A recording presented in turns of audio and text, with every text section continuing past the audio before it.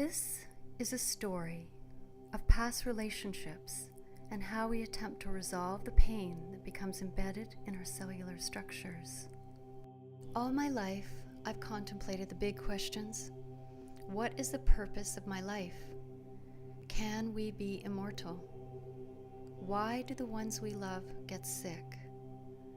I remember as a girl of 8 realizing that illness was something that suddenly affected people's lives without warning. I decided that I wanted to learn as much as I could about how to change the genetic imprint so that I could dissolve and integrate the inherent suffering that allopathic medicine said I would be predisposed to. It would eventually affect my body. I decided to discover for myself what causes some people to completely restore their health and others to be consumed by their disease. After all, when I was young, my parents were healthy before they became sick. Health is how I remembered them. Then why would I choose to focus on their disease and carry this thought into my own reality? They were vibrant health when they conceived me. Health was at the core and still remained intact until the day they chose to return to their source.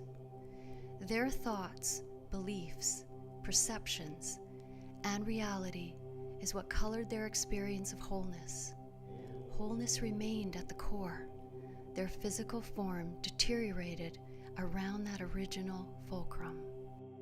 Perhaps now you see my desire to understand the importance of the work with the evolution of the brain and my commitment to deepen my understanding of the biodynamic principles in relation to health. If thoughts matter, is it then necessary to change the thought process in order to heal the body? Based on my early imprint of health and healing, a passionate desire surfaced to explore this question that I've contemplated most of my life. This exploration has become my life's work, the study of how one can use the mind-thought process to experience radiant health, raised consciousness, and evolution. I had a thought that all of a sudden, in one moment, I got absolutely bored with my own process. I just didn't want to hear it anymore. And I realized, at what point do we become totally bored with our own personality? Now, isn't that the time to make a change? Even at a subconscious level, it's boring to think the same thoughts over and over again, fire the same information, creating the same kind of response and reaction in the nervous system, and drawing the same kind of attention that perpetuates the same behavioral patterns. Continually inspired by this belief, biodynamic craniosacral therapy, with the biology of change, supports clients on their journey towards health, in finding health through mind, body, heart, and soul. The evolution of the human being to a spiritual being becomes a metamorphosis.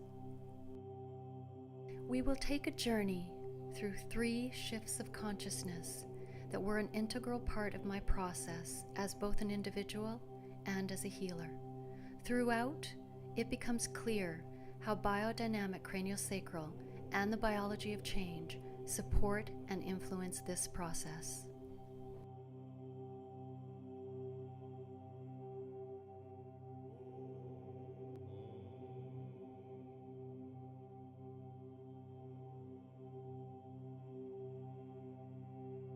Biodynamic simply means wholeness. These were the words that came to me from my intention to discover the hidden truth that lies within our original health. I'd been asking for a new direction for my healing work since I did not fit into the biomechanical craniosacral model that I was previously taught. I could immediately sense the relationship between the biodynamic model and the science behind why thoughts do matter and how they manifest into reality, affecting the healthy fluid motion within the body. I became fascinated with the idea of primary respiration, carrying the innate intelligence of a self-organizing field of awareness that brings health to the system. Here was a training that brought my world of healing and light together with an actual dynamic treatment plan that seemed so intangible for words. It was like a lightning bolt went through my body and ignited my passion. Biodynamic craniosacral balancing, the work I'd been searching for most of my life. Now I had a platform from which to work from. My personal discovery could continue with the guidance of professionals in this self-organizing field of potentials. My continual inquiry into the nature of human behavior in relation to health led me to 25 years of intensive study of pranayama, the art of the awakened breath, kundalini yoga, the yoga of awareness. Consciousness and energy creates the nature of reality, the practice of conscious mindfulness. All these practices were preparing me for the work of biodynamic craniosacral balancing, since to me they are so closely related. It seems that they laid the groundwork, deepening my ability to access neutral. I wish to demonstrate how I've used these practices to deepen my awareness of the human experience. With the stress caused by the rapid changes of our environment, we are growing away from the natural self-regulation system of the body and its self-healing wisdom. These heightened levels of stress is the main causes of all disease. And stress is caused by the thought patterns we've memorized in our mind. My fascination with the brain, the instrument of conscious and subconscious thought impulses, the mind, the end product of the brain, continues to shatter any preconceived ideas that we are not responsible for creating ill health in the body. There is nothing wrong with a disorganized fulcrum.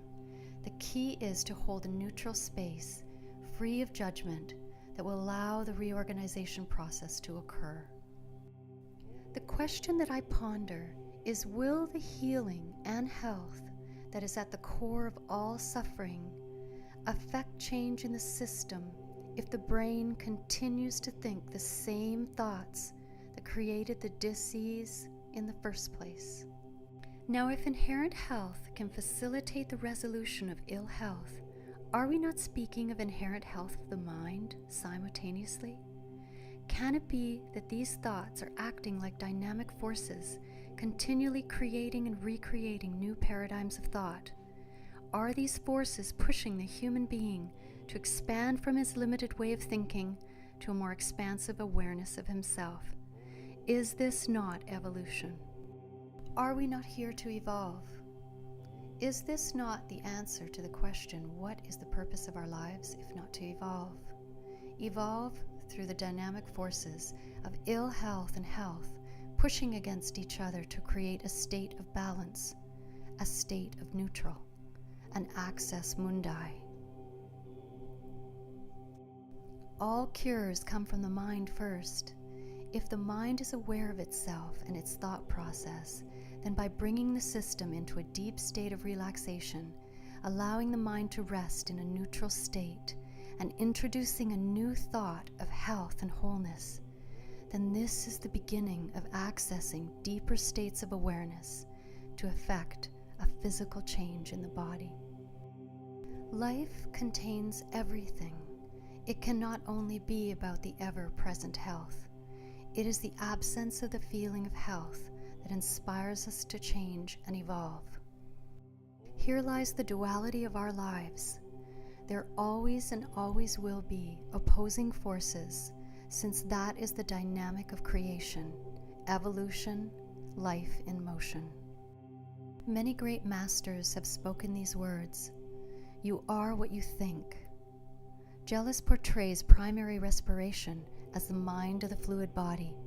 Is it then safe to say that your fluid is infused with your thoughts? Primary respiration acting as the elixir. The answers lie in the mystery of primary respiration and its expression of wisdom passing through the body. It rises up from the sea around you, washes over you, then retreats back from whence it came.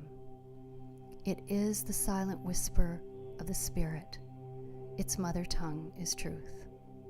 It is then through the maturation of my ability to sense the blessedness of primary respiration that I will evolve as a practitioner. I am humbly grateful to hold space for primary respiration, to whisper to the soul's longing for wholeness. This remains my quest for truth, the communion with the mind of God, which is primary respiration. I've discovered that the biodynamic principles of neutral, dynamic stillness and its expression, the breath of life, primary respiration, and the tides, assists in shifting the actual thought processes which change attitudes, belief systems, perceptions, and behaviors, which then creates a healing.